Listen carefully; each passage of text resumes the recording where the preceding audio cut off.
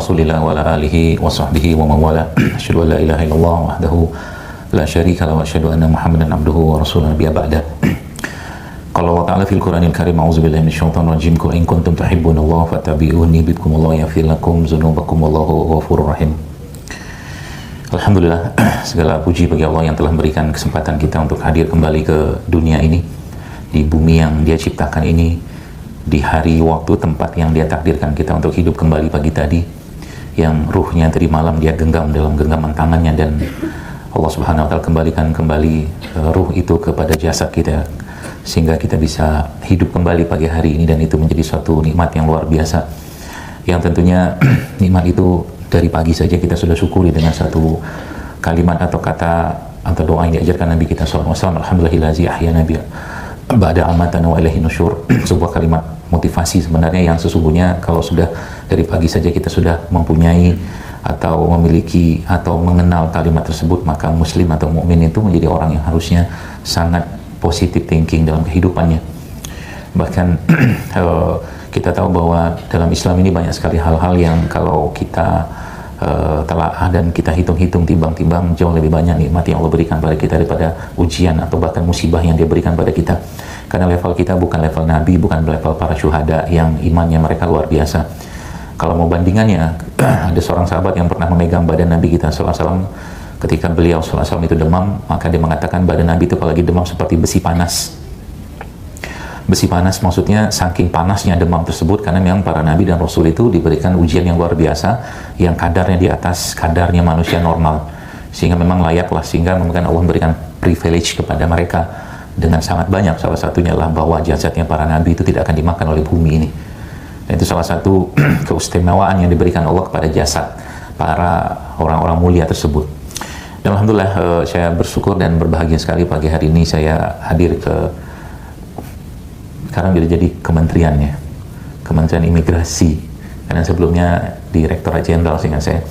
Dan tentunya mudah-mudahan kehadiran saya hari ini, pagi ini, memberikan satu insight baru buat ibu-ibu sekalian, khususnya untuk bagaimana cara kita menjaga jasad ini. Karena memang kita tahu bahwa Allah Subhanahu wa Ta'ala sudah memberikan tubuh kita ini dengan sangat-sangat sempurna. Walaqad khalaqnal insana fi ahsani taqwim, kata Allah. Aku ciptakan dan kami ciptakan kalian itu dalam posisi atau keadaan yang sempurna. Namun memang kenyataan yang kadang-kadang kita perlu tahu bahwa manusia kita ini jamaah sekalian tidak lepas atau tidak mungkin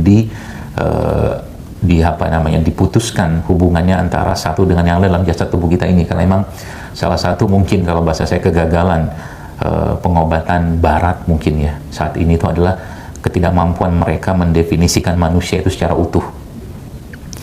Ketidakmampuan mereka mendefinisikan manusia secara utuh itu salah satunya apa? Bahwa manusia itu bukan cuma organ saja. Manusia itu bukan cuma mata, telinga, jantung, ya, hati dan seterusnya, tapi dia ada hal-hal lain di situ yang sebenarnya banyak yang kita tidak ketahui.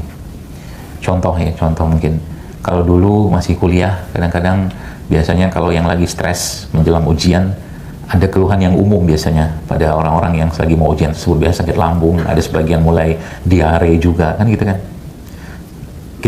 Mungkin bahasa kita itu hal yang sederhana ya, atau mungkin tak perlu dihubung-hubungkan dengan kesehatan, tapi faktanya tubuh kita itu bereaksi. Jadi nggak bakal mungkin dia tidak memberikan reaksi atas semua emosional yang kita rasakan. Saya kemarin dapat video dari istri. Kebetulan temannya istri itu tinggal di Qatar dan lagi ada kajian di KBRI Qatar. Saya tidak tahu kajian apa, tapi sepertinya ngisi psikolog dari Indonesia pastinya. Dan di situ video saya diputar di situ sama pematerinya.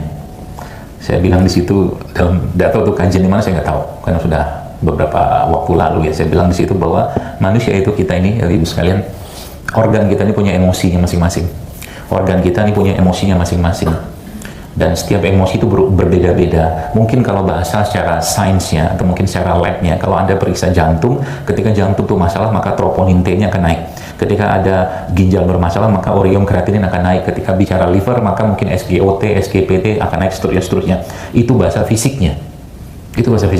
Tapi sesungguhnya kita tidak pahami atau belum pahami bahwa setiap organ itu punya emosional, setiap organ itu punya rasa, Setiap organ itu punya perasaan. Makanya kalau kita sekarang, atau mungkin saya tanya ke ibu sekalian, pertanyaan saya, kalau orang takut biasanya reaksinya apakah tertawa terbahak-bahak atau terkencing-kencing? Nah, kan? Semua kompak menjawab orang ketakutan itu terkencing-kencing. Itulah bukti bahwa ketakutan itu bisa memberikan efek emosional ke dalam diri kita, gitu. Itu satu. Ini belum cerita kemarin saya makan di kafe saya di JSR Jati Asih, itu ada kafe JSR. Jadi sebelum makan itu sebenarnya saya sudah ada, memang saya biasa makan nggak banyak nasi, paling kalau makan satu porsi makan saya itu paling nasi 1-2 sendok lah nasinya. Terus saya minta lauknya yang banyak ya, ada ayam lah, ada apa segala macam. Cuman waktu itu saya sudah tahu ini yang akan dimakan adalah protein laut sama protein darat. Jadi ada ikan, ada ayam pula. Itu otak suuzon saya sudah jalan. Otak suuzon saya sudah jalan bahwa itu nggak boleh sebenarnya. Protein laut jangan campur sama protein darat. Itu kaidah sudah lama. Jadi kalau Anda makan kata apa ikan gitu kan, jangan campur sama ayam. Itu ada ilmunya tuh. Jadi kalau makan protein darat aja. Jangan dicampur-campur. Ya kalau makan ikan aja dalam satu kali hidangan ya. Itu. Dan saya tahu bahwa itu akan sangat berat dicerna oleh badan. Karena dia beda karakter antara asam amino dan protein. Yang setahu yang saya dapatkan antara protein yang ada pada darat dan laut itu beda karakter gitu kan. Makanlah saya. Makan jam berapa saya makan siang itu kayaknya tuh. Efeknya apa? Efeknya dari mulai asar sampailah besok subuh kepala saya berdenyut-denyut luar biasa, sakit luar biasa. Jadi tubuh saya itu sebenarnya udah menolak, jangan makan, gitulah, jangan makan. Jadi ya akhirnya saya lebih mengutamakan judulnya nafsunya, pengen makan segala macam. Akhirnya yang saya makan jauh lebih banyak suuzonnya daripada proteinnya. Itu. Jadi kalau sudah Anda mau makan atau kita mau makan sesuatu, tapi yang kita makan itu jauh lebih banyak emosional kita, maka lebih baik jangan makan emosional negatif ya. Contoh mungkin Anda mau makan bakso. Sini kan banyak tuh bakso belakang segala macam tuh kan. Bakso ya gitu-gitulah. Yang secara kebersihan gitu-gitulah. Kalau Anda mau makan itu, makan aja, jangan banyak mikir. Paham ya? Perkara sehat atau tidak jangan dibahas. Kalau once Anda mau makan, ibu-ibu mau makan, lalu waktu mau makan itu Anda langsung mikir, ini bersih apa enggak sih? Mendingan gak usah makan. Makanya orang yang makan situ biasa-biasa aja. Saben hari makan bakso, nasi goreng yang gitu-gitu deh, mau bayangin aja dah, nggak kuat kadang-kadang. Gitu kan? Karena saya pernah kejadian kayak begitu. Ya. Saya memang biasa makan yang benar gitu kan. Kalau nggak benar tuh biasanya saya butuh waktu untuk mengkalibrasi dulu supaya suuzon saya nggak nyala, suuzon saya nggak buruk sangka saya nggak jalan. Suatu hari saya diajak makan cilok sama teman. Dia tahu Jil Akbar makan cilok. Dia bilang propaganda dia endorse, dia bilang ini cilok paling enak sedunia akhirat. Dia bilang ini cilok yang menjadi keajaiban setelah Gunung Bromo, apalah endorse-nya di segala macam itu kan. Oke lah, saya bilang. Pergilah saya turun di Jawa Timur waktu itu exit tol, ya pergilah kita ke cilok itu. Hal pertama yang saya lihat itu kan banyak di gerobak itu, cilok itu bertebaran di gerobak itu di atas ya. Itu tumpuklah cilok-cilok itu gitu kan. Subhanallah, saya bilang mati aku makan kayak begini. Atas saya pertama kali saya bayangkan dia kan ciloknya masih numpuk-numpuk, kan bisa masuk ke dandangnya kan. Ya masuk ke dandangnya, saya bilang, curiga saya sudah mulai jalan tuh. Dia ngambilnya pakai tangan atau pakai plastik gitu kan. Mulai itu kan, diambil itu kan, nama dia ternyata pakai plastik. Alhamdulillah, Masya Allah gitu kan. Dia masukin ke dalam itu, ke dalam dandang itu. Lalu, udah, saya makan akhirnya. Judulnya, ya sudah menghargai teman gitu kan. Tapi itu menjadi momen yang bukan nyesal sih, tapi saya boleh katakan itu cilok paling mahal sedunia yang pernah saya makan. Nanti ceritanya ada. Jadi lantas makanlah saya cilok itu gitu kan. Cara makannya begini kata teman saya itu. Ya sahabat lah itu kan. Jadi diambil itu tuh saus yang warnanya kayak lipstick itu. Ya kan? Dimasukin ke piring. Terus dicampurin sama cabenya yang biasa itu gitu kan. Cara makan begini dong. Dia makan anteng saja kan. Saya makanlah 2-3, oke lah gitu kan. Tapi saya nggak pakai itu, pakai sambal biasa sama kuah gitu. Terus saya makan, kita pergilah. Ada 5-6 orang gitu kan. Terus akhirnya kita zuhur atau asar, kita pergi masjid depan situ. Lalu saya tanya sama dia, Pak, tadi bayar berapa? Wah, ini Masya Allah, dia bilang murah sekali, cuma 68.000. Sebentar, saya bilang. Sebentar.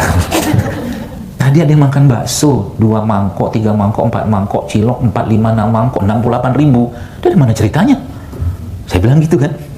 Takutlah saya kan, ini daging apakah, tepung apakah, itu apakah, itu kan. Akhirnya mencoba menenangkan diri, semoga macam-macam. Ternyata pulang dari masjid, kayaknya salah bayar deh, saya bilang. Coba tanya lagi, itu ternyata benar salah bayar 168.000. Oh, itu masuk akal kalau itu.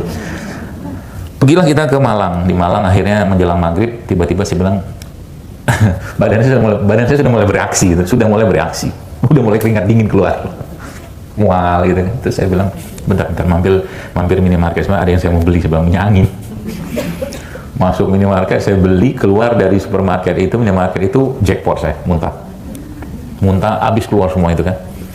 Saya bilang, itu kita ada flight jam 8, kita masih di Malang jam 6, dan flightnya 3 orang udah check in. Terus saya bilang, saya nggak kuat, saya bilang, kalau mau jalan pelan-pelan gitu kan, kalau nggak kita nginep di Surabaya. Saya bilang, itu maksud saya cilok termahal di dunia itu. Belum masuk hotel, kan nginep lagi Surabaya gara-gara makanan. Nah gitulah, jadi tubuh kita ini sekali memang akan bereaksi sekali dengan apa yang kita rasakan ya. Makanya Nabi itu berlindung pada banyak hal ya, sebelum nanti kita bahas ini karena waktunya nggak panjang juga. Nabi itu berlindung pada banyak hal yang bisa menyebabkan lemahnya iman. Bahkan cinta saja, cinta itu kalau cintanya nggak benar bisa bikin berantakan loh.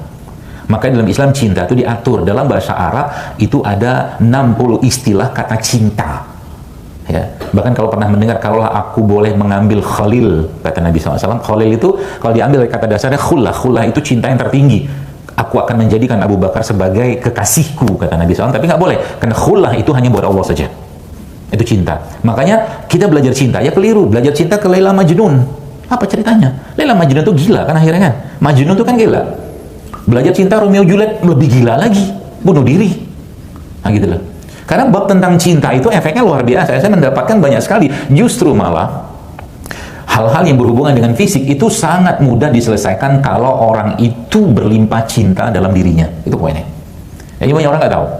Gitu kan? Makanya kalau kita mungkin dulu ada defisit atau defisiensi cinta dalam hidup kita, mohon maaf, karena mungkin kekurangan dan kelemahan dan ketidaktahuan orang tua kita, maafkan mereka. Soalnya apa? Efeknya panjang sekali. Dari apa yang saya pelajarin ya panjang banget. Jadi mungkin orang berpikir penyakit-penyakit yang bentuknya fisik ya, mungkin kista, tumor, kanker, segala macam, bahkan guguran berkali-kali atau mungkin sampai susah dapat jodoh, itu tuh ada efek dari cinta itu gitu loh. Saya pernah ketemu orang kawin cerai, anaknya gitu juga coba. Ini kan bab tentang perasaan. Apalagi kalau kita sekarang ngelihat ada mungkin ada satu keluarga. Ini keluarga nih sekarang nih, yang sekarang ada 2 keluarga di atasnya, ada keluarga 2 di bawahnya. Katakan mereka sudah punya cucu dan cicit misal. Itu ini diabetes, ada apa? Terus orang dengan mudahnya, oh kami punya penyakit keturunan. Enak aja. Keturunan disalahin. Padahal nggak gitu-gitu amat. Ya, ini jantung, ini pun jantung. Ini mati karena jantung, ini mati karena jantung. Ini mati kanker, ini mati kanker. Apa ceritanya? Kok nggak diputus-putus? Ya, seperti itu. Dan hal-hal begitu tuh menjadi hal yang seperti lumrah, padahal sebenarnya secara syariat itu tuh sangat bisa dan sangat mudah, bukan sangat mudah untuk kita putus ya. Contoh gampangnya begini. Ketika misal seorang ibu sedang mengandung anaknya dan dia saben hari mungkin ya merasakan mohon maaf curiga mungkin dengan suami mungkin, maka anak yang ada dalam kandungan tadi akan terekam curiga itu gitu. Curiga tadi apa yang terjadi akan berbuah nanti atau berefek kepada organ. Nah, organnya apa nanti kapan-kapan kita bahas lagi, panjang ceritanya. Atau tiap hari si ibu itu misalkan gak pernah dihargai sama suaminya misal, yang terjadi apa? Dia akan merasa teraniaya dan terzolimi, dan itu akan berefek ke organ, percayalah ya. Nah itu saya lihat dengan mata kepala saya. Jadi ternyata subhanallah gitu kan. Kadang-kadang bahkan emosional kita kadang-kadang bisa berakibat tidak baik bagi orang lain, atau bahkan bisa membuat penyakit. Contoh. Suatu hari pas lagi di airport, lagi saya mau pergi kemana, udah lama tuh, ada 3, 4, 5 bulan yang lalu gitu kan, tiba-tiba ada ibu-ibu datang nyamperin. Ustaz, boleh konsul? Nggak boleh, saya bilang silakan. Saya lebih senang ibu konsul daripada minta foto, saya bilang. Lebih daripada foto kan mendingan konsul, ada yang kita bahas secara ilmu gitu. Ceritalah dia tentang suaminya yang kena ginjal, cuci darah segala macam. Ibu kerja apa? Saya bilang. Ibu kerja apa? Gini-gini. Ibu punya jabatan apa segala macam. Ini bapak ini sebenarnya nggak sakit sebenarnya, dia cuma butuh dihargai saja, saya bilang. Baru saya ngomong gitu dikit nangis dia. Berarti kan nyambung. Apa yang saya sampaikan, bapak cuma butuh dihargai saja.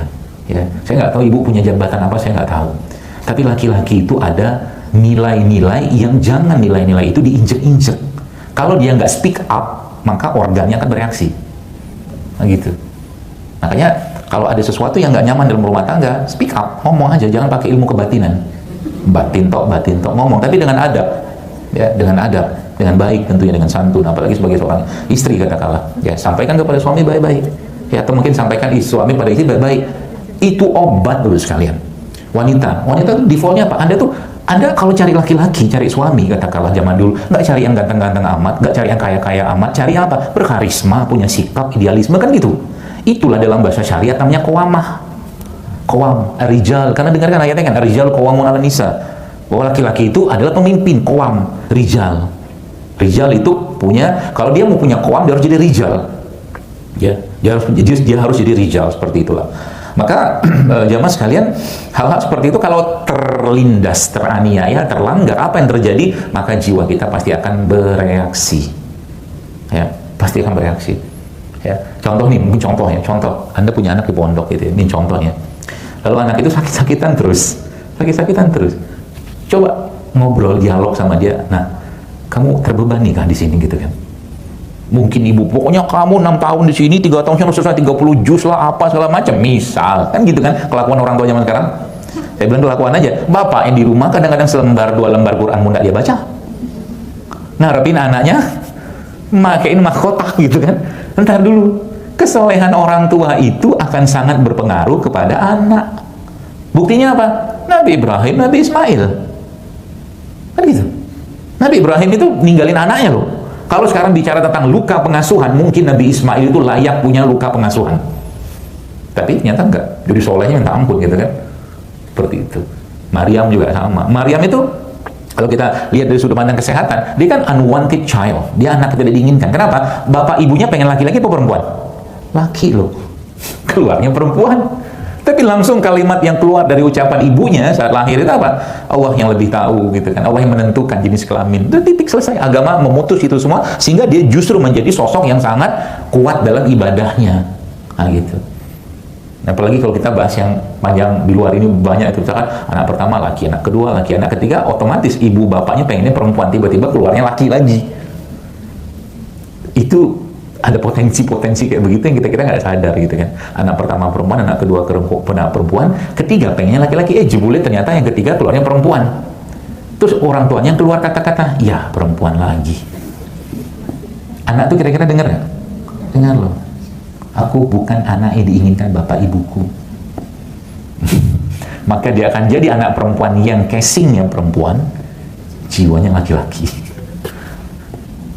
Panjang kan ceritanya kan? Panjang. Ini terlalu panjang kalau dibuka sana sini, kita fokus ke kunyit saja. Supaya lebih gampang Anda praktekkan di rumah. Yang salah-salah kemarin gimana? Oh, udah minta maaf, minta ampunnya sama Allah. Saya kemarin adalah seminggu 2 minggu lalu saya tanya sama anak perempuan saya, anak saya yang pertama perempuan, saya bilang, saya bilang, kakak, apakah kasih sayang ayah dan bunda cukup buat kamu? Saya bilang, kan gitu, karena kan anak perempuan judulnya kan, kalau dia bisa mengatakan ayahku cinta pertamaku, itu keren, gitu. Jadi akhirnya dia ngomong gitu, dia mikir lama gitu kan, dulu kurang, dia bilang, sekarang cukup. Alhamdulillah, saya bilang, karena saya tahu dulu sering banget saya tinggal itu anak. Dulu. Makanya sekarang biasanya saya satu ahad tak pernah mau lagi ngisi kajian. Karena itu waktu keluarga saya. Kenapa? Karena saya tidak pernah diminta tanggung jawab untuk urusan umat, tapi saya diminta tanggung jawab urusan istri dan anak saya. Itu poin. Kenapa? Judulnya mungkin akan simpel, atau mungkin temanya akan simpel kayaknya, tapi sebenarnya enggak. Kalau anak itu tidak mendapatkan kasih sayang dari bapaknya, dari ibunya, yang terjadi apa? Hatinya mungkin, atau mungkin apa, gelas cintanya itu akan defisit terus. Defisit terus. Itu akan jadi masalah, Masalah apa? Fisik iya, emosional iya. Gitu. Ya. Makanya terus caranya gimana memperbaiki? Udah banyak minta ampun aja lah. Yang lama udah kita minta ampun sama Allah, taubat sering-sering, banyak. Ya Allah, ampuni dosaku, kekuranganku, kesalahanku sebagai seorang hambamu, sebagai seorang istri, sebagai seorang ibu gitu kan. Maka dalam Al-Qur'an, subhanallah ya, kalau bicara tentang wanita, Al-Qur'an memotret wanita itu dengan 2 sosok. Sosok pertama sebagai istri, sosok kedua sebagai ibu. Yang lebih banyak yang mana? Istri. Pertanyaannya, Apa karakter istri yang diinginkan Allah dalam Al-Quran itu ada, nanti baca sendiri. Apa karakter ibu itu juga ada, ya. Apa karakter atau contoh keluarga yang bisa dicontoh dalam Islam yang disebutkan Al-Quran atau Allah dalam Al-Quran? Ada.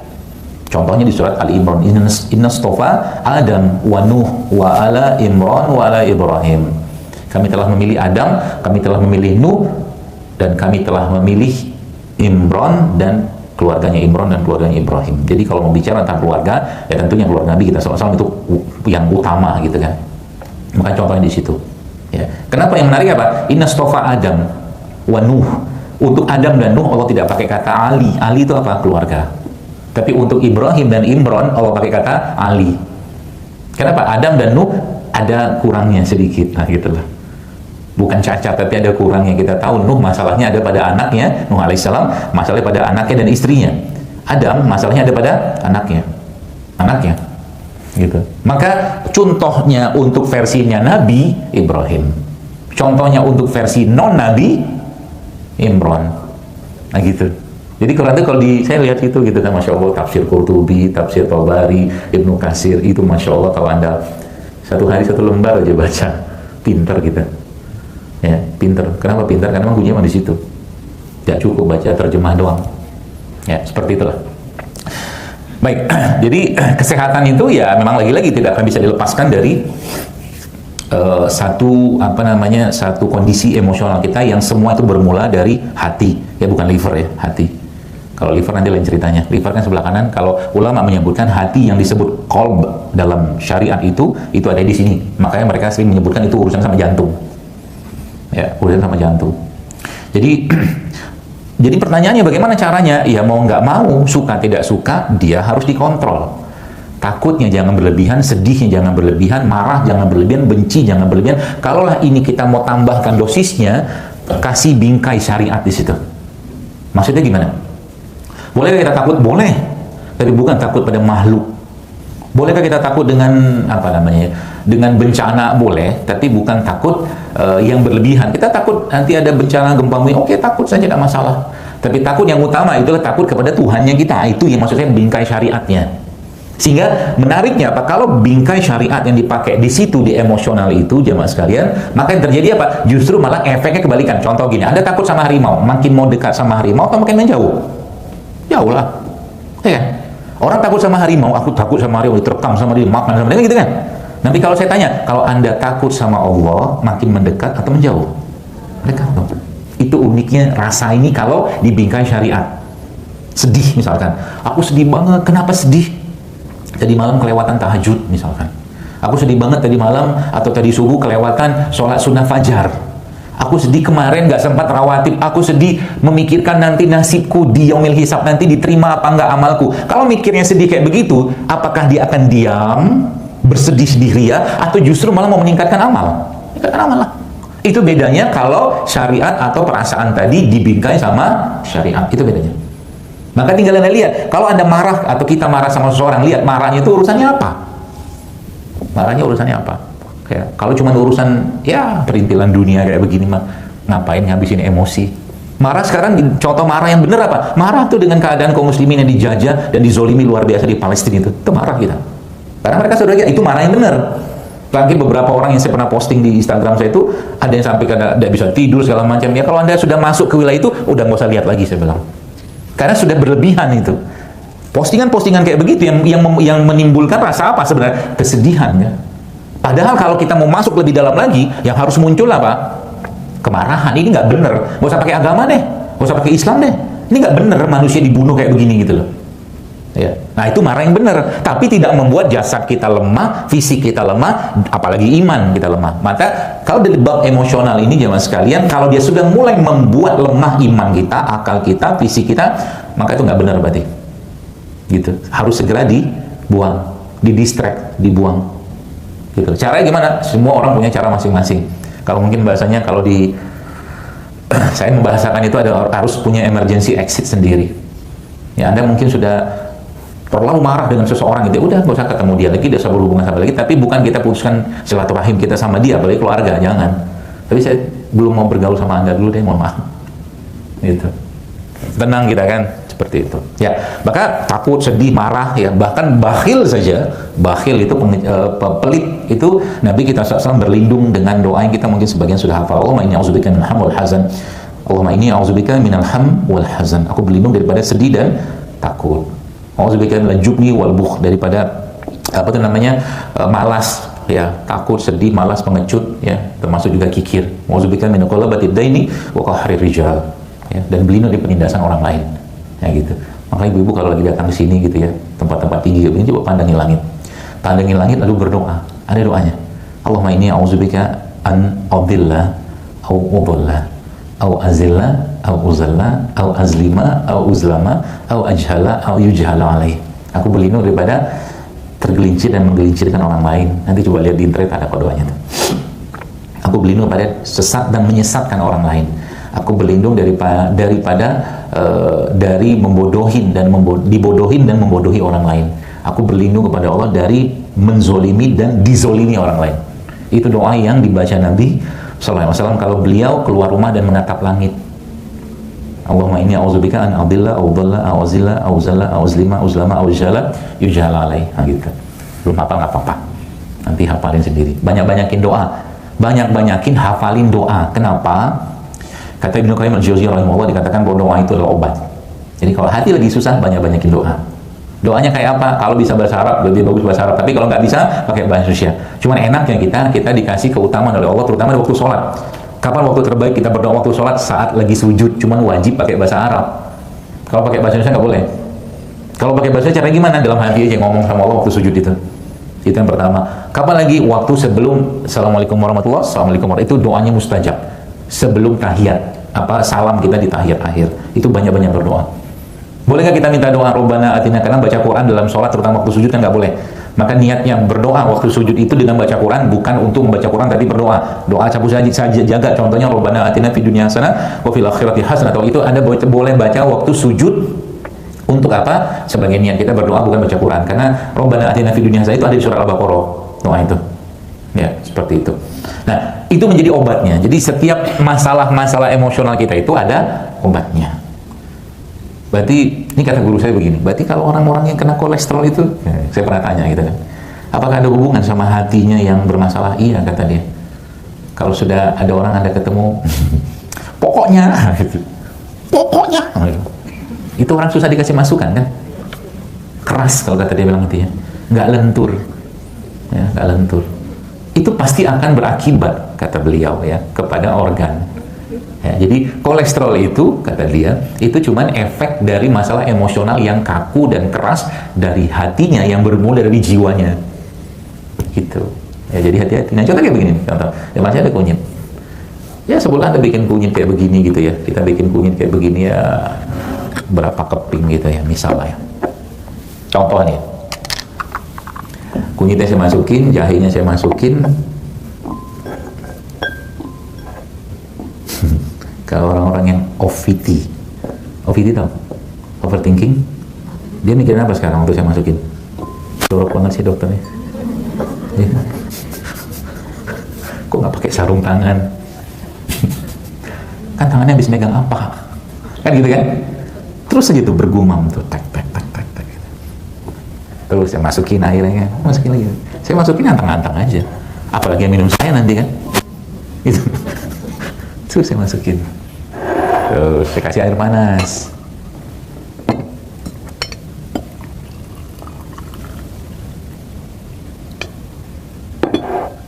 Langsung akalnya bekerja. Bercampur suuzonnya dengan air ini, dengan kunyit, dengan jahe, dengan serai ini. Bermanfaat nggak ini buat dia? Tidak bermanfaat. Sama sekali. Mungkin ada sedikit. Cuma lebih banyak suuzon yang dia minum daripada begitu orang zaman sekarang kan, makanya curiga orang zaman sekarang tuh Masya Allah semua dicurigain. Benar kan? Apakah secara organ dalam tubuhnya nggak bereaksi? Wallah bereaksi, pasti bereaksi gitu. Kita tuh kadang-kadang, mau maaf ya, kadang-kadang sok-sok higienis gitu kan, sok-sok higienis. Contoh nih, kita beli buah gitu kan, buah kita beli di pasar atau mungkin di supermarket segala macam, mungkin apel, anggur segala macam, terus bahasanya mari cuci dengan air bersih. Cucinya pakai air bersih, pakai air apa? Keran. keran itu air bersih? Enggak loh. Buka aja datanya berapa banyak kuman di situ. Terus kita makan kan? Kenapa? Karena sudah labelisasi ini air bersih. Makanlah apel itu, anggur itu, mencret nggak kita? Enggak. Karena sudah di setting ini air bersih. Padahal air keran itu air bersih? Enggak. Kecuali Anda cuci pakai air infus. Nah itu bersih. Steril. Cuci pakai air infus, atau Anda cuci anggur tadi, atau kita cuci pakai air panas sehingga kumannya mati, enzimnya pun mati. Kayak gitu-gitu juga amat hidup gitu kan. Kan begitu. Ada orang yang saking ketakutan sama kuman. Ada nggak kuman di sini? Ada. Tapi nggak ada kuman, ada. Di sini ada kuman TBC, nggak ada. Kalau bapak tentang curiga-curiga semua disuzonin, manusia paling sakit itu dokter mungkin. Kita berhari ketemu orang sakit. Tapi nggak juga tuh kita ngelihat, oh dokter A habis praktek ini tumbang dia kena TBC. Nggak gitu juga. Ada dokter paru gitu kan. Kenapa? Makanya saya bilang, kebahagiaan, ketenangan, keceriaan, baik sangka, kalau itu jauh lebih besar daripada yang negatifnya, aman dia. Itu poinnya. Ya, saya ngomong begini, misalkan ngomongin kunyit gitu kan, yang di IG di mana, dok kunyit itu bikin rahim kering nggak? Padahal mak dia minum juga kunyit, anaknya banyak. Gara-gara satu info, kunyit itu begini-begini segala macam gitu kan, ini segala macam, belum pernah saya dengar. Anda baca berita juga lah, tidak pernah kita dengar ada orang keracunan minum kunyit. Kita makan pindang, makan gangan, apa yang pakai kunyit, kan pakai kunyit semua tuh kan. Berapa banyak kunyit ya? Pas satu potong, dua potong, berlimpah ruah kunyitnya. Akhirnya kita minum, kering nggak rahim kita? Atau Anda? Nggak juga. Itulah ini gitu. Ngeselin, bukan ngeselin sih, kadang-kadang gemes gitu loh. Jadi akhirnya apa? Ya ngomong begini. Apalagi ada orang tuh tanya sama saya, ada satu hari orang tanya, dok, berapa dosis minum minyak zaitun setiap hari? Saya tanya kepada sekalian, Anda mau itu nggak? Mau apa namanya, wajahnya glowing, atau mungkin kulitnya kuat, lentur, apa elastis segala macam? Jawabannya pasti mau lah, perempuan semua juga sudah pada mau kayak begitu. Cara gimana? Saya kasih tahu. Dalam satu film di TV berbayar yang saya tonton itu ada namanya A 100 and Life, saya ingat saya film itu, judulnya dokumenter, itu menceritakan tempat-tempat yang angka harapan hidupnya usianya tinggi-tinggi. Salah satunya itu di daerah Mediterania, termasuk di Turki juga ada itu. Mereka saben hari minum minyak zaitun rata-rata 10 sendok makan. 10 sendok makan. Mulai mikir kan, apa bener itu? Gitu kan. Yang bener 10 sendok makan. Tapi faktanya mereka udah jalanin gitu kan. Oke, sekarang saya tanya, itu orang tanya lah minyak zaitun. Tapi sekarang saya tanya, kira-kira kalau kita pakai atau bukan kita lah, ada orang makan bakwan, satu bakwan nih, bakwan ya ukuran beginilah setengahnya, digoreng. Kira-kira kalau diperes, ya minyaknya ada 1 sendok makan nggak? Ada kan? Ada. Arti kalau orang ini makan bakwan 5, maka berapa banyak dia makan minyak? 5 sendok. Dia tanya nggak itu bahaya atau tidak? Nggak tanya. Jadi yang bahaya-bahaya nggak tanya-tanya dia. Yang bagus-bagus nanyanya sok-sok ini berbahaya nggak kalau saya makan? Nah gitu loh maksudnya. Itulah penyakit orang zaman sekarang. Dia tanya, dok, anak saya boleh minum madu nggak? Sebentar saya tanya, ibu anaknya makan yang jajanan-jajanan di kampung itu nggak makan? Minumlah madu. Saya bilang, Anda tanya minum madu, tapi itu Anda biarin, bahaya mana? Gitu kan? Seperti itu bolak-balik gitu kan? Yang dibahas, kan jauh-jauh. Ya. Boleh nggak kalau saya minum ini, misalkan saya cerita tentang bone broth, kaldu tulang, boleh nggak? Ha ilaha illallah. Kita tuh kayak sama begini tuh takutnya minta ampun gitu. Seakan-akan kalau minum segala macam nanti muncul efek ini, efek itu. Tapi kalau yang bahaya-bahaya kita nggak bahas. Jadi belilah minuman-minuman kekinian apa segala macam yang kemasan sekarang yang menggunakan pemanis buatan. Coba lihat, sudah banyak peringatan, sudah ada peringatan di situ. Coba lihat, ada minuman kopi, coba lihat, nanti belilah.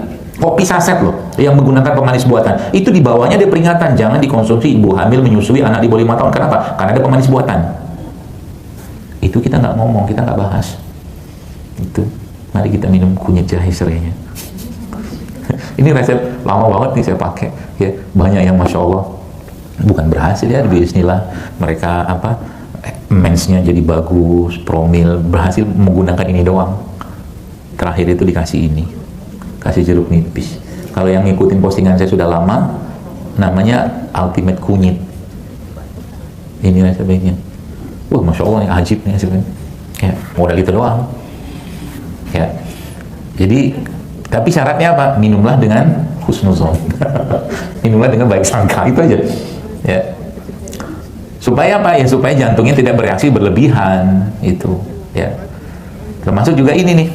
Kita waktunya nggak panjang. Saya minta bawa ini nih. Ini kan lada hitam. Lada hitam sama ketumbar. Tapi ini bukan ketumbarnya apa? Ini bukan ketumbar standarnya Zaidul Akbar. Kenapa bukan? Karena putih. Maka saya bawain, saya kasih contoh. Ini ketumbarnya saya. Karena rasanya kan beda. Kalau ketumbarnya saya itu gimana ya? Lebih dia, lebih coklat. Dan kalau dipesin gini tuh baunya ada. Ini tuh hampir-hampir nggak ada. Jadi kita nggak banyak dapat manfaatnya. Gitu.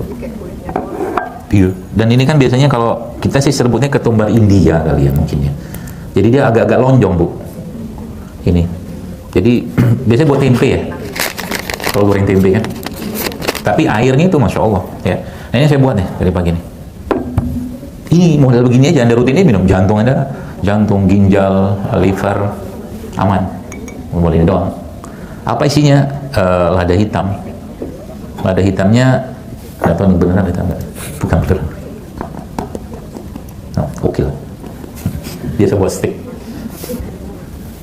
Jadi kalau lada hitamnya saya biasa begini, benar lada hitam kayak gitu, nggak masuk sini. Tumbal saya masukin, jantung bener, ginjal bener, liver bener, gini doang. Syaratnya apa? Jangan suuzon. Nah gitu. Ya. Kenapa saya nggak mau pakai madu? Kan ada postingan saya kemarin nih. Karena emang saya pengen tahu rasa aslinya aja, senang. Jadi membiasakan lidah kita tuh tidak banyak. Oh ini bener, lada hitamnya pedes. Pedes. Pedes itu dalam kaidah ilmunya apa organ, dia nanti perginya ke paru, dia bersihkan lendir. Jadi ini bisa juga dipakai buat obat batuk. Kalau batuknya berlendir, pakai ini. Isinya apa? Ketumbar. Tadi pagi saya bikin aja, cemplungin sini, ketumbarnya saya putar-putar situ, apa lada hitamnya kasih air panas, udah jadi, bawa ini kemana-mana. Nanti bapak-bapaknya disangguin kayak beginian, biar jantungnya oke. Buatin, ya gitu. Jadi kalau dia bikin kopi, bikinin kopinya jangan pakai gula, biar sehat. Gitu ya. Jadi sebenarnya Allah menciptakan banyak sekali ya kayak begini nih. Ya di alam semesta ini ibu sekalian, yang kalau kita mau rutinin aja, subhanallah ya. Sehat semua tuh organ. Ya. Cuma kita kan lagi-lagi sering baca banyak apa namanya ya, sering baca banyak hal yang kadang-kadang bikin kita tuh akhirnya was-was. Gitu. Anda pernah nggak dengar ada orang keracunan minum jamu? Kalau jamunya benar ya, setahu saya Indonesia belum pernah. Kecuali yang dicampur BKO itu yang cerita itu. Tapi kalau masa minum jamu gendong terus keracunan, apalagi bikin sendiri kayak begini, gitu. Sehingga apa? Orang lebih takut minum ini daripada makan bakwan. Kan gitu. Orang lebih takut minum beginian daripada makan snack itu loh, apa yang macam-macam lah itu, kayak gitu. Makanya saya ngomongin kayak begini nih, musuhnya bukan manusia, iblis. Lu nggak percaya? Alkisahnya begini, saya cerita sedikit. Suatu hari karyawan di kantor saya itu, ya perempuan, ibu-ibu lah ya. Dia ya kayak gangguan jin gitu kan. Kemudian suaranya berubah segala macam. Saya panggil teman saya yang biasa ngerukyah gitu kan. Lucu sih, unik sih emang mereka itu, makhluk-makhluk itu. Kalau udah masuk ke badan manusia gitu ya. Waktu dikasih kurma nolak deh, kurma ajo itu nolak deh. Dia nolak, dia nggak suka. Jadi jin-jin itu emang nggak suka dengan makanan bener. Berarti kalau saya makan tiap hari nggak bener, banyakkan jin kali ya. Nggak gitu juga kali. Pagi bakso, nasi goreng, apa gitu kan, jin gitu lah. Itu bukan nggak bener, tapi maksudnya kalau sudah terlalu berlebihan nafsu makan itu, yang makan yang nggak bener itu perlu sebentar tahan dulu, dilawan tuh nafsu. Singkat ceritanya dia ditanya sama teman saya gitu kan, dikasih daun bidara nggak mau, dia suaranya muncul gitu gitulah, bukan suaranya dia. Nah singkat ceritanya akhirnya teman saya itu tanya ke ibu itu, mbak kenal nggak sama yang di ujung sana itu? Nanyain saya, itu yang bapak jenggot itu. Kata teman saya, nanyain si mbaknya itu lagi pas kena gangguan jin, terus keluarlah kata-kata dia, kenal lah, dia bilang itu kan yang ngajak-ngajak hidup sehat itu, dia bilang. Dalam hatiku, berarti di dunia lain pun aku dikenal. kami nggak suka sama dia, kata dia gitu. Ngomong gitu dia, yang nggak suka. Oh, iya. Memang benar berarti urusan makanan sehat ini lawannya, musuhnya bukan manusia tapi setan sama iblis. Kata siapa? Baru bukan kata saya, kata Allah. Kata Allah. Kok bisa kata Allah? Ya Allah. Kata Allah kan gini lah, wa kulu mimma fil ardi wa kulu mimma fil ard halalan thayyiban, dan makanlah yang halal dan baik, kata Allah, di muka bumi ini. Wala tattabi'u khutuwati syaitan, dan jangan ikuti langkah-langkah syaitan. Khutwat itu mungkin kalau bahasa kita renstra. Ya. Maka renstra itu rencana strategis itu tuh ya, kalau ibarat kata mah kalau ya mungkin kementerian atau apa nyusun renstranya, iblis itu juga punya renstra. Renstranya apa? Kan kalimat Allah di situ apa? Wa kulu mimma fil ard halalan thayyiban, makalah yang halal dan baik. Maka renstranya iblis apa?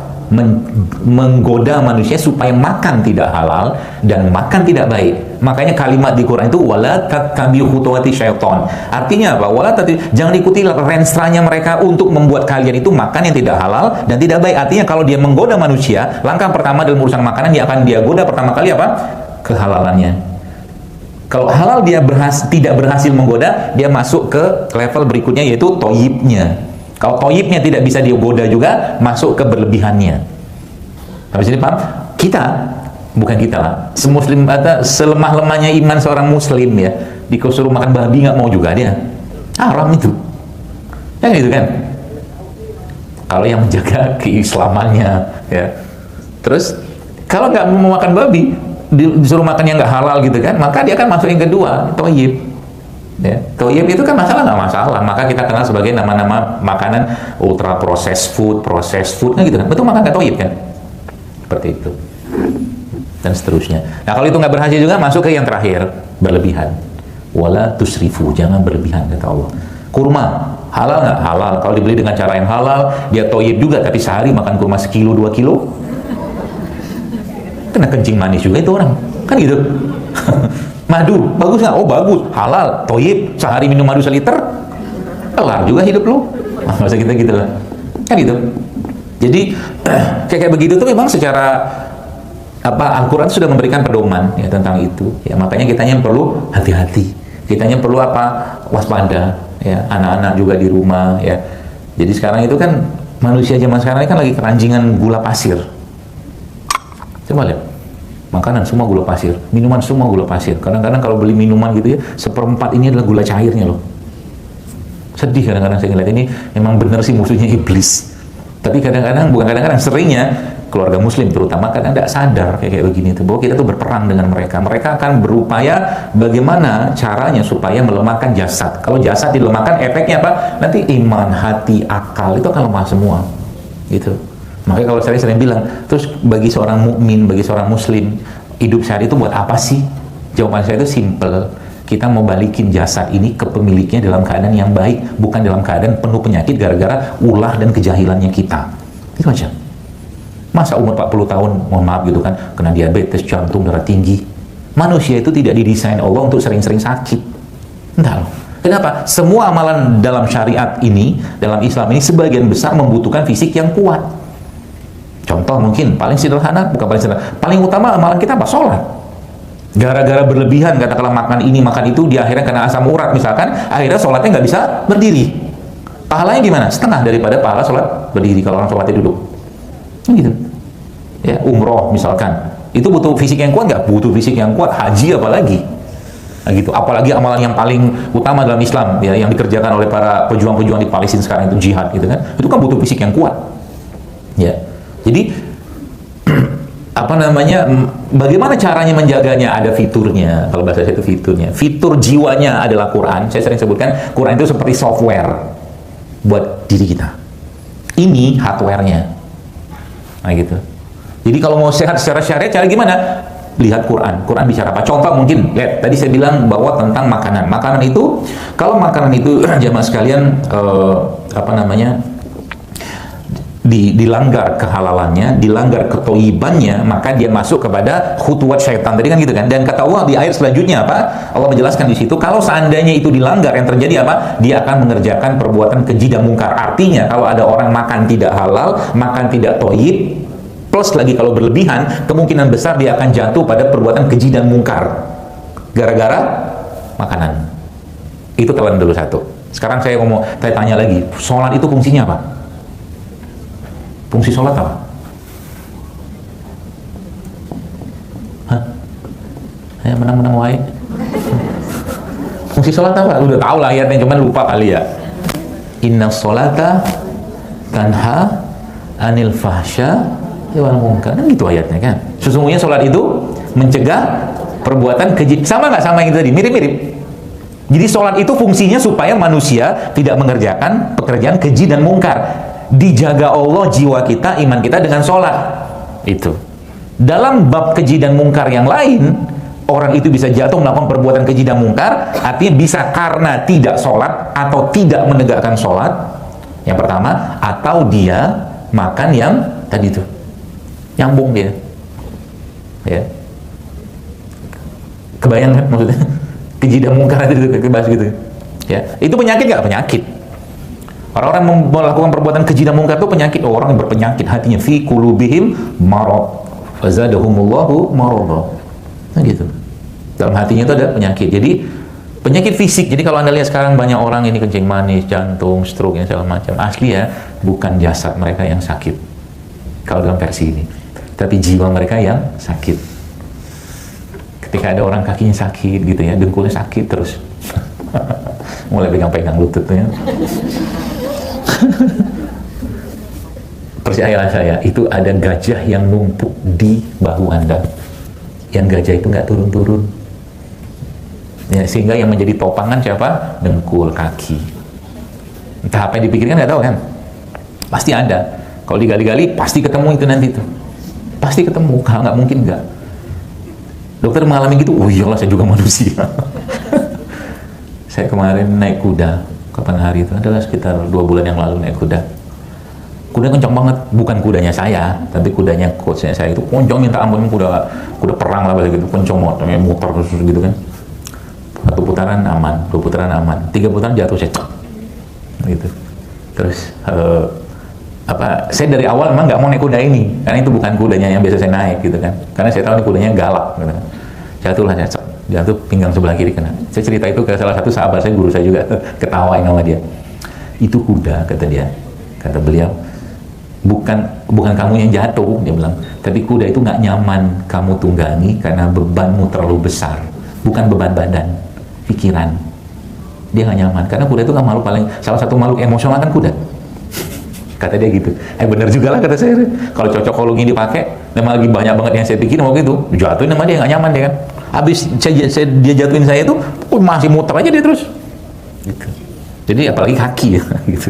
Jadi penyakit itu ibu-ibu sekalian ya, jamaah sekalian, emang tidak akan lepas lagi-lagi dari emosional. Ya. Makanya saya sering temukan ketika emosionalnya sudah bener, ngobatnya sederhana banget. Oh, sederhana banget. Ya. Satu hari nih, saya bertemu dengan seorang bapak-bapak pas lagi dia jogging, saya lagi main basket. Ustaz, makasih ya. Oh iya, makasih, sama-sama. Resep yang mana saya juga nggak tahu. Saya bilang, oh iya, dia bilang ceritanya begini. Apa ceritanya? Saya bilang, dia karyawan di satu perusahaan lah gitu kan. Lihat MCU-nya kan, MCU-nya merah semua, kolesterol lah ini segala macam gitu kan. Pening lah pala dia gitu kan, mau ngapain? Tiba-tiba melintaslah video Jalul Akbar gitu kan. Kata dia gitu.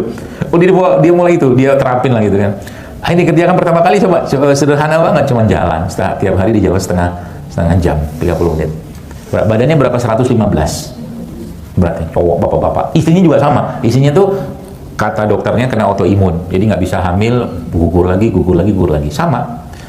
Entah di video yang mana saya nggak tahu juga lah gitu kan. Jadi alhamdulillah, masya Allah, saya bilang syukurlah, saya bilang. Terus akhirnya setengah jam tiap hari dia jalan gitu kan, terus dia mulai disiplin gitu kan. Apa yang dikurangi? Minyak goreng. Dia kurangi minyak goreng sama terigu. Nah itu aja dulunya dia mulai disiplin. Jadi tiap hari itu makannya sudah mulai, bahasa kita tuh clean eating gitu kan, clean eating. 7 bulan lah, 7 bulan. Terus istrinya itu juga sudah zaman sekarang sudah periksa juga dan dibilang ini nggak bisa hamil, autoimun, bisa hamil. Sama ngikutin itu juga, dia jalan juga, nggak makan terigu, nggak makan minyak, turunlah 7 bulan tuh sekitar jadi 90-an kilo nggak salah. Tapi bagus ya, saya lihat badannya orangnya kayaknya bukan kardio doang, bukan maraton doang kayaknya sih, cuman udah mulai sprint juga kayaknya, karena badannya berisi gitu kan, yang kelihatan. Terus istrinya hamil, banyaknya sudah 2 malah sekarang. Modal itu doang, minyak sama apa tadi, terigu, minyak goreng, nah gitu. Jadi terus dia mulai makan yang benar segala macam, bisanya hamil, dan malah sekarang malah sudah half marathon, dia bilang sudah 20 kilo lebih. Modal itu doang. Makanya memang yang paling susah itu mengendalikan hawa nafsu. Baru juga ikut misalkan baca kajian begini segala macam, teman ngajakin makan, gitu kan.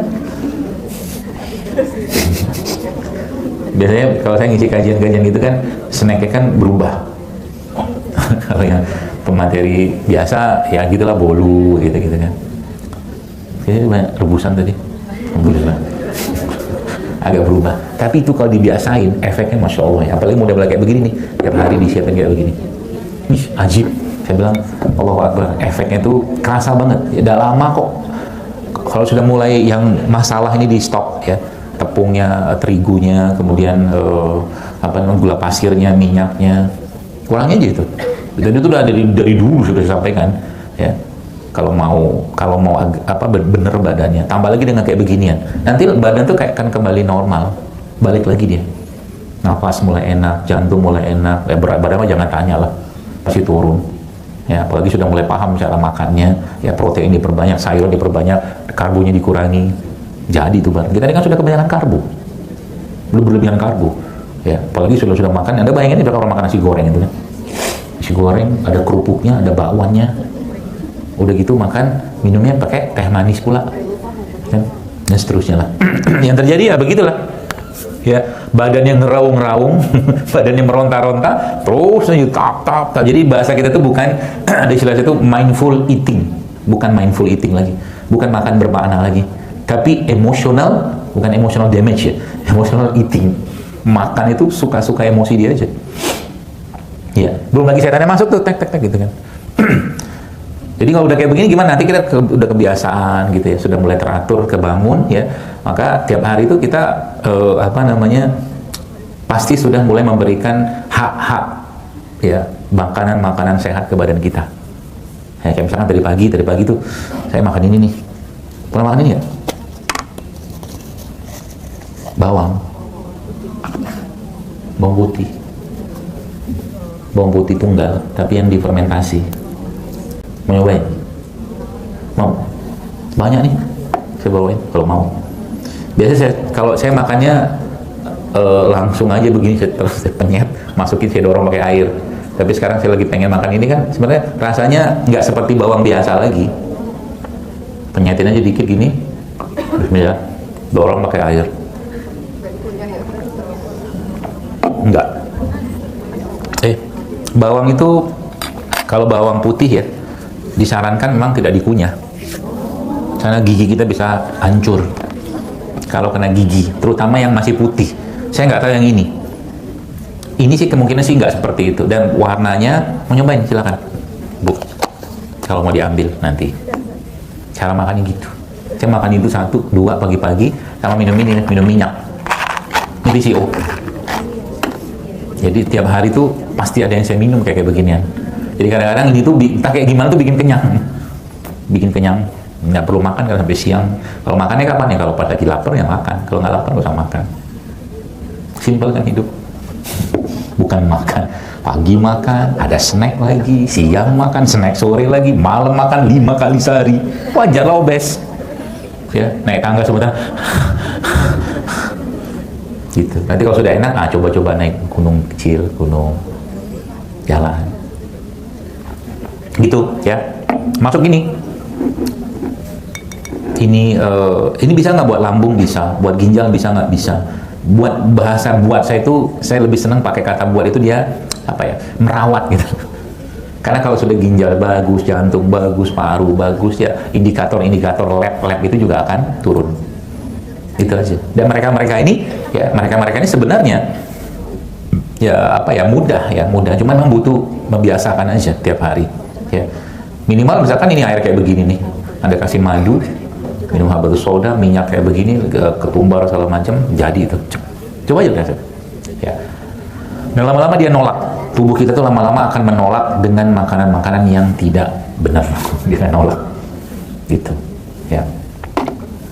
Ini berapa banyak diminum Ya kalau kapsul itu 1 sendok makan itu sekitar 5 lah ya, 5 kapsul gitu. Boleh nggak kalau nggak ada ini gimana, makan kelapa aja, kelapa tua yang buat parut itu, buat apa ya, santan ya. Nah itu yang kelapa tua itu anda kunyah ya, dimakan seperempat aja. Kan suzon kan. Saya sudah nunggu itu, siapa yang suzon? Ternyata keluar juga. Justru malah dia obat buat cacing, Bu. Ya, kelapa. Seperti itulah. Jadi mudah sebenarnya, asal mau aja. Ya. Kalau bicara sekarang kan banyak tuh dari sisi keunikaan, misalkan yang kolagen segala macam, gampang banget. Kolagen itu sumber terbanyak kolagen itu ada pada tulang. Tulang apa? Kambing boleh, sapi boleh, ceker ayam pun boleh. Jadi kalau mau dibuat, ambil aja tulang sapi, tulang kambing gitu, ya paling 1-2 kilo, Anda rebus ya pakai bumbu lah gitu kan, jahe apa segala macam, rebus yang minimal 6 jam, api kecil. Airnya itu nanti minum tiap hari. Berapa banyak? 100 mili. Ya. Bagusnya berapa jam? Kalau mau bagus lagi sampai 16 jam. Itu keluar semua kolagen. Nanti kalau minyak-minyak di situ kan, itu bukan minyak, tapi itu kolagen. Efeknya apa? Tulang, sendi, segala macam, lambung, jantung, otak, dibenerin sama dia. 1 hari 100 cc lah, sebanyak itu kurang lebih, atau setengahnya lah. Kolagen. Banyak sumber kolagen, tapi yang bikin sekarang yang sudah jadi juga ada. Nah, ada, tinggal ya di online banyak tuh kolagen. Ada yang buat dari kolagen ikan gabus ya, seperti itu. Tapi itu bagus ya, apalagi ibu-ibu ya, biasa menjelang 40 tahun ke atas, estrogen Anda akan turun. Nah, estrogen itu fungsinya apa? Ke jantung. Salah satu efek estrogen itu setahu saya adalah dia menjaga elastisitas dari pembuluh darah. Ya, makanya jarang ketemu dengan perempuan atau wanita kena jantung. Karena itu efek dari estrogen sebenarnya salah satunya. Kalau bahasa emosional dipakai, wanita itu jarang kena jantung kalau apa? Kalau dia menjaga dan merawat kasih sayangnya dia. Karena estrogen itu hormon kasih sayang. Nah gitu. Kalau pakai sisi emosional, makanya jadilah wanita, jangan jadi yang lain.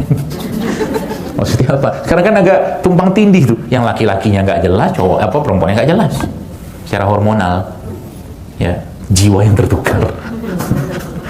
Ya, makanya banyak ya mungkin. Ya ini apa namanya? Ada salah satu buku lah yang pernah saya baca itu, saya diskusikan itu. Bahasanya itu adalah ya salah satu tugas laki-laki itu adalah mengurus keuangan. Itu tugas laki-laki. Maka bab tentang keuangan di rumah tangga itu harusnya dipegang oleh laki-laki. Harusnya, secara syariat ya. Yang gak usah protes dulu. Karena saya tahu, banyak kan suami tinggal kasih gaji, Anda jadi menteri keuangannya, semua Anda yang ngatur kan gitu kan. Asli itu gak gitu secara syariat. Ya, saya ngomong syariatnya dulu. Ya, makanya bahasa dalam surat An-Nisa itu rusyda. Rusyda itu adalah orang yang cakap dalam mengelola keuangan. Khususnya apa? Itu pembahasan tentang anak yatim. Ya. Anak yatim di surat An-Nisa itu. Makanya anak-anak itu harus dibekali banget dengan ilmu-ilmu tentang kecakapan dalam analisis perencanaan, khususnya berkaitan sama keuangan. Itu dasar banget. Siapa yang harus menguasainya? Laki-laki. Karena dia pemimpinnya, bukan perempuan. Kalau bicara syariatnya, saya ngomong gini tuh kalau diposting gitu kan, yang ngomong tuh banyak soalnya. Wah gitu kan. Ngomong apa? Saya kan ngomong gitu ya, apa yang saya tahu gitu loh.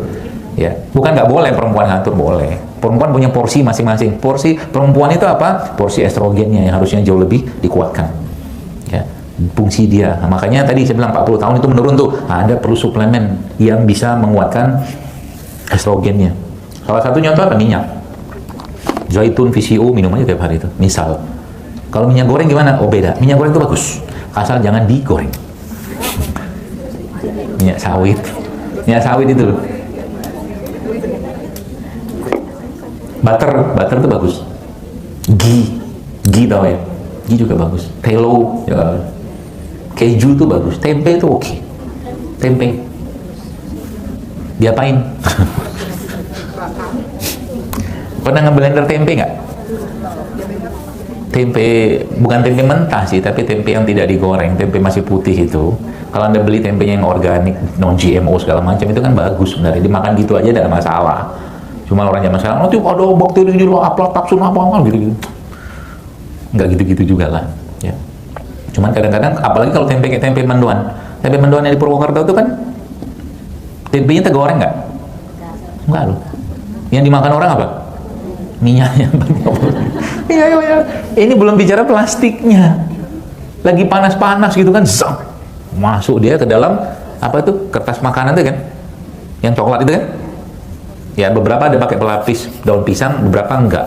Itu kan bagian tengahnya kan plastik. Plastik loh itu. Saya kadang kalau pas lagi pengen makan sesuatu yang berkuah, saya rela meribetkan diri saya untuk bawa rantang daripada pakai plastik. Even itu dia bilang food grade, nggak percaya saya. Daripada terinstal tuh sel-sel kanker, ya. Lama makanan-makanan yang apa namanya tadi yang saya bilang tadi itu, ya, yang plastik. Ibu-ibu yang suka minum kopi, ya, misalkan ada kopi, cappuccino segala macam, itu kan paper cup itu tengahnya kan dalamnya nggak plastik, makanya nggak tumpah. Kalau paper beneran, mana mungkin? Kan tengahnya itu coba lihat, ada lapisan plastik yang menjaga supaya tidak ngerembes. Ya, makanya ya kalau suka kopi segala macam, kalau mau minum yang panas, minum situ aja. Atau nggak mau buat tumbler misalkan. Atau kalau nggak, ya minum yang dingin. Kan plastik biasa, atau lebih aman. Jadi wajar zaman sekarang orang itu, atau mungkin manusia zaman sekarang tuh kankernya apa segala macam itu berlimpah ruah, wajar. Wajar banget. Kenapa? Bahasa wajarnya tanda kutip gitu kan.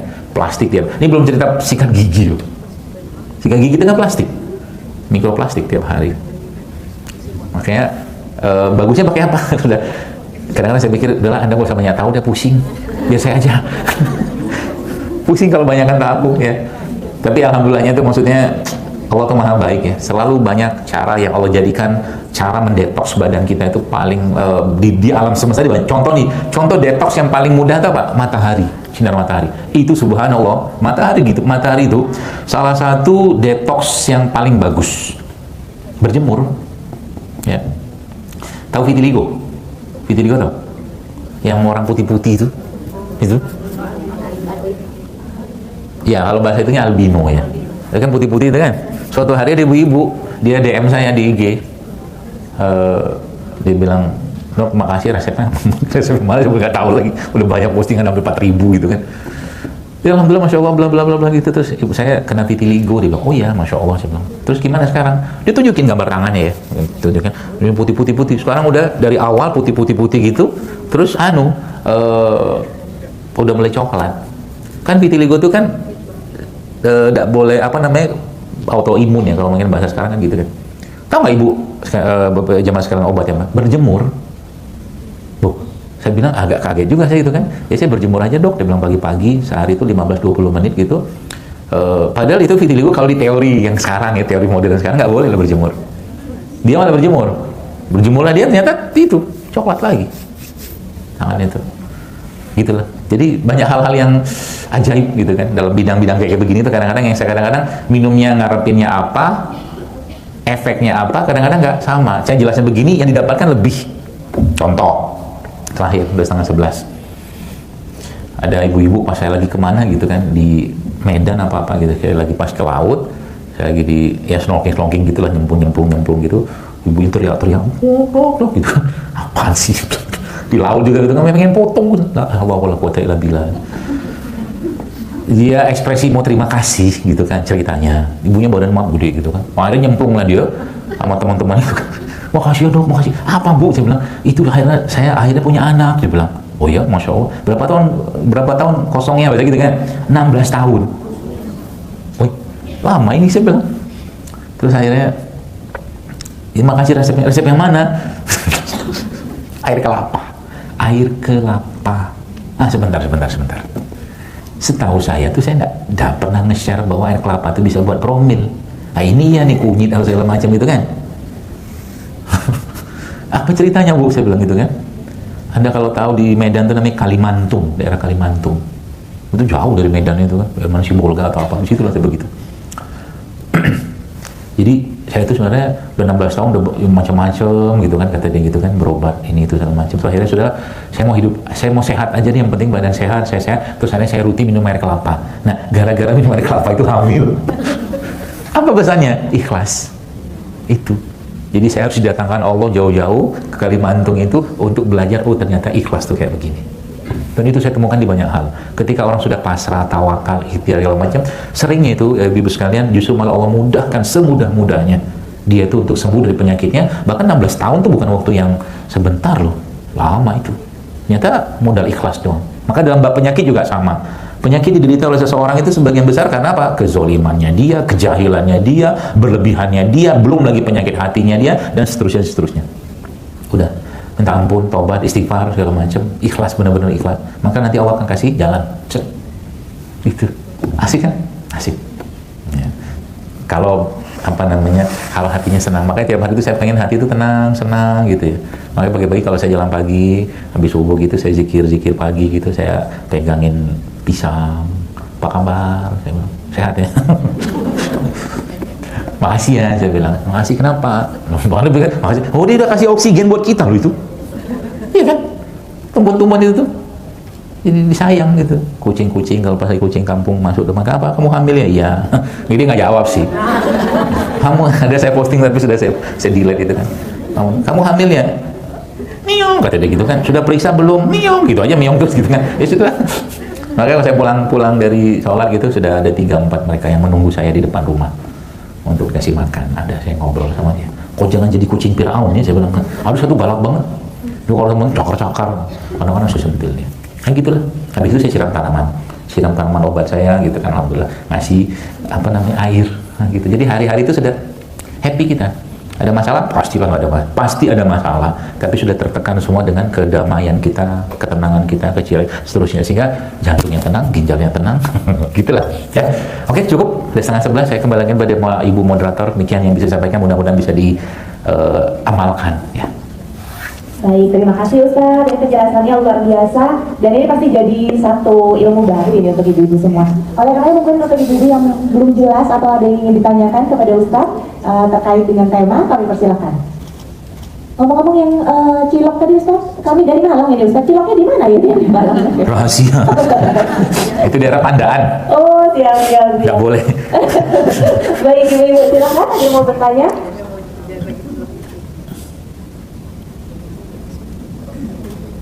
Silakan Bu Dena. Terima kasih Bu Moderator. Bismillahirrahmanirrahim. Sebelumnya saya ucapkan terima kasih kepada Ustaz Zaidul Akbar yang telah memberikan ilmunya. Insya Allah sangat bermanfaat sekali bagi kami. Ada pertanyaan dok dari saya. Saya 2 minggu yang lalu nih dok, otot saya tuh kayak sakit gitu dok ya. Pas sengaja saya berbalik arah, tiba-tiba langsung sakit gitu dok. Terus saya berpikir saya termasuk yang rajin dalam berolahraga, minimal seminggu sekali, maksimal bisa, kalaupun rajin saya bisa seminggu 3 kali. Nah, kemudian saya takut apanya saraf kejepit atau gimana ya dok. Kemudian saya ke dokter, terus kata dokter setelah di hasil ronsen itu katanya ototnya kaku gitu dok. Nah, karena saya awam masalah kesehatan, saya berpikir saya rajin olahraga, kenapa kok kata dokter itu otot kaku gitu. Kemudian dokter memberikan obat untuk pelepas otot gitu kan dok, dan beberapa resep obat. Jadi ya saya mungkin ada kayak herbal atau apa mungkin harus saya konsumsi supaya, karena ini sudah 2 kali nih dok, saya kadang melakukan gerakan kemudian sakit, dan itu penyembuhannya kalau tanpa dokter, tanpa obat saya bisa 2 minggu. Nah, kalau misalkan kemarin karena saya ke dokter, saya seminggu itu sudah kembali normal, bisa bergerak. Karena kalau udah sakit itu susah sekali berjalan pun kadang pelan-pelan gitu dok. Seperti itu dok. Terima kasih dok atas penjelasannya. Ya. Di pinggang Bu, panggul, pinggang atau di mana? Banyak sih. Salah satu biasanya kalau sudah kayak begitu, yang saya sarankan tuh berenang. Karena renang itu sebenarnya dia ngelenturin lagi sebenarnya. Kalau ibu bisa rutinin berenang 2-3 kali seminggu, itu akan sangat membantu. Itu yang pertama. Yang kedua, kalau ada yang bisa mijet, itu bagus juga. Dipijet. Karena saya dulu bukan dulu ya. Saya juga belajar ilmu pijit-memijit ini. Jadi waktu saya jatuh dari kuda itu, sama coachnya itu dibawa ke tukang pijet. Nah, tukang pijet itu ternyata anak buah saya juga ternyata, di Bekam ya, di perkumpulannya itu. Dia pijit saya menurut saya nggak pas gitu kan. Jadi saya tuh sakitnya di daerah panggul sini kan, jatuh gini, terus yang daerah sini tuh lah. Dia pijit fokus di daerah situ, fokusnya di daerah situ. Ya kalau bahasa kampung situ tekain kain lah saya.